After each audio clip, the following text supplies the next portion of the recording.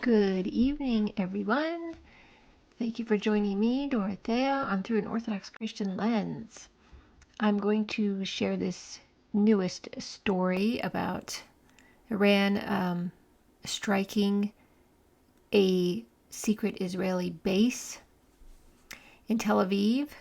It originally was reported by the Gray Zone, but I'm going to share it through the Cradle, the Cradle's article, because the Gray Zone's article is extremely detailed and long, and I don't think you all want to hear me talking forever on an article since I already do that so much as it is. It's still October 14th, 2025, so let me read over this for a minute through the Cradle. Iranian strike in Tel Aviv uncovered secret intel base below residential complex. Now, I want to recall for you all that when I was reporting on this in June, I showed the strike on certain important sites. In fact, one was like equivalent to the Pentagon. So I already knew that Iran had struck. They were really striking in important Israeli sites that are Intel and IDF and all that. And so it was a pretty big deal then. I think that was also a shock to the Israelis. But anyway, this is, I think, what they're talking about here. Iranian strike in Tel Aviv uncovered secret intel base below residential complex.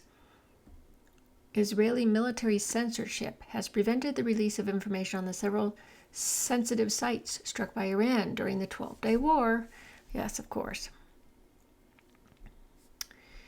Iran struck a tower in central Tel Aviv during the 12-day war in June that sat directly above a sensitive underground Israeli intelligence base.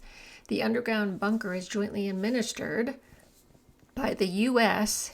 and Israeli militaries and is referred to as Site 81, according to leaked emails, public documents, and Hebrew reports cited by the Gray Zone on 13 October. The outlet has geolocated the site, which sits right under the Da Vinci apartment complex that was struck by Iranian ballistic missiles on 13 June. It also cites an image from a 2013 U.S. Army Corps of Engineers study revealing a basement test site. And I'll show you that picture from the Gray Zone really quickly. Let's see. Right there. That's what they're talking about. Let's see. Says analysis image of 2013 U.S. Army Corps of Engineers study reveals basement's test site for the planned construction of Site 81 is located in the current site of the Da Vinci Towers. Okay. The image was also geolocated to the area of the Da Vinci apartment complex. In late June, a resident of the area told Israeli newspaper Haaretz that the apartment towers surrounding Israel's Kiryat defense headquarters and other sensitive sites in Tel Aviv were built to protect military installations, essentially serving as shields. I see. The area where Site 81 and the Kiryat sit is densely populated. Nearby sites include the Kenoret Israeli Air Force Towers. The moment the building was hit, footage showed a Fox News reporter at the scene being aggressively rushed away by Israeli security forces. I remember that. Yes, Iran has targeted the Kiryat complex in Tel Aviv, which is Israel's main military headquarters and is considered the equivalent of the U.S. Pentagon. Yep. I remember that. During the war, heavy Israeli military censorship prevented the release of information on many of the sensitive army and intelligence sites struck by Iran. Israel suspended the broadcasts of several international media organizations, threatening to detain anyone filming the sites of missile impacts. Yes, I remember that as well.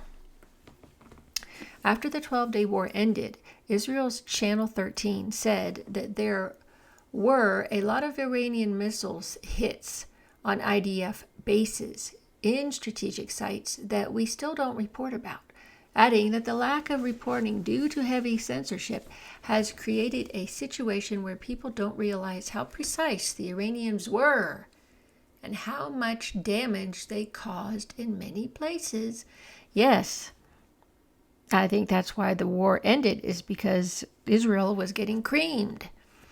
And they didn't think that would, they even admitted they didn't think that Iran was going to had the ability to do these things. So,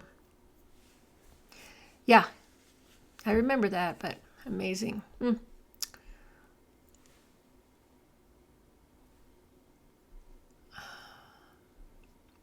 Yeah, interesting. Several universities in Israel were heavily damaged by Iran's ballistic missile strikes, Haaretz confirmed in a report on 30 June. The strikes revealed the precision of Iranian missiles, which hit institutions directly associated with the defense and intelligence establishments. So they're like all hiding under these institutions, these apartments, and then they sit there and say Hamas uses human shields and has their tunnels underneath hospitals and everything, which, it's turning out that was made up as well, that there's another article on that I can show you at another time, that the Cradle reports just recently, newest reports on the 3D videos and stuff that they were doing, that they were saying were Hamas tunnels, but they're actually Israeli. Oh my goodness. On 14 June, Iran struck the Weizmann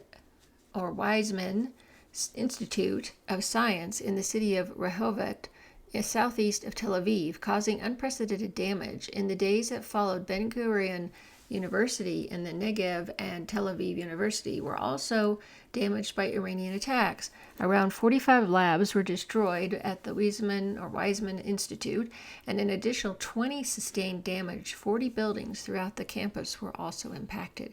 The Iranian attack on the Weizmann Institute of Science caused around $570 million in losses, with video footage confirming the massive amount of damage to the site. Yeah. Look at that. Yep. I remember all that. That's why there was a stop in this war. Iran has vowed to launch harsher attacks if Israel initiates a second war, and as we know, everybody knows that's coming. Second war will be on its way. That part 2, as I say. I'm going to go second war. I call it part 2. Yeah, that's not far away. Pretty sure. Anyway, just wanted to share that with you. Thanks so much for watching. Thanks so much for following my channel and liking my videos, and for your comments that you've made on some of my videos. Thanks so much. Hope you have a blessed evening, morning, or afternoon, wherever you are. Until next time.